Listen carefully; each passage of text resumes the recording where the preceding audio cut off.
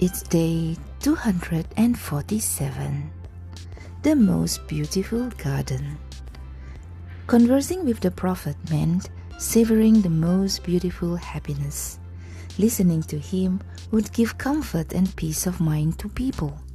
Just watching him was like having the whole world. Again, his companions had gathered around him and were listening to the Prophet. He said, "When you help the poor, don't give the bad and useless part of your things to them. Give them the best. If you want to taste the most beautiful part of faith, help the poor. Give them what you like the most." One of the people who were listening to him carefully was Abu Talha. He owned the most beautiful garden of Medina. There were a lot of date palms in this garden. He immediately got up and said, "O Messenger of Allah, I have a garden which I love very much. In this garden there are 600 date palms.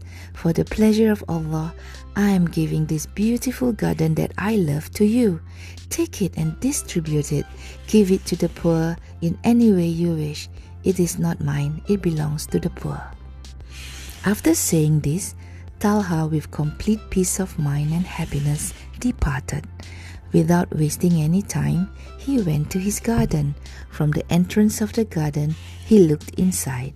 His wife, Rumaisa, was in the garden. She had sat under the shade of a tree. She was taking a rest. When she saw Abu Talha outside the garden, she said, "Abu Talha, why are you staying outside the garden? Why don't you come in?"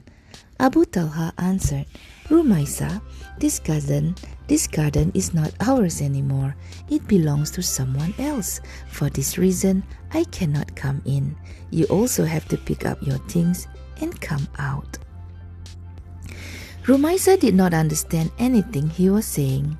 She asked furiously, "Why?" Abu Talha said, "From now on, the garden belongs to the poor of Medina. I have given it to the Prophet. He's going to give it to the poor." Rumaisa was as serious as her husband in her religion. "May Allah be pleased with you, Abu Talha," she said, adding, "As a matter of fact, when I used to see the poor people around, I used to think of the same thing, but I couldn't say anything to you. May Allah accept this good deed of yours." After saying this, she left the garden without looking back. Both husband and wife, very satisfied with what they had done, returned to their home. They were Muslims who applied in their lives whatever advice they heard from the Prophet.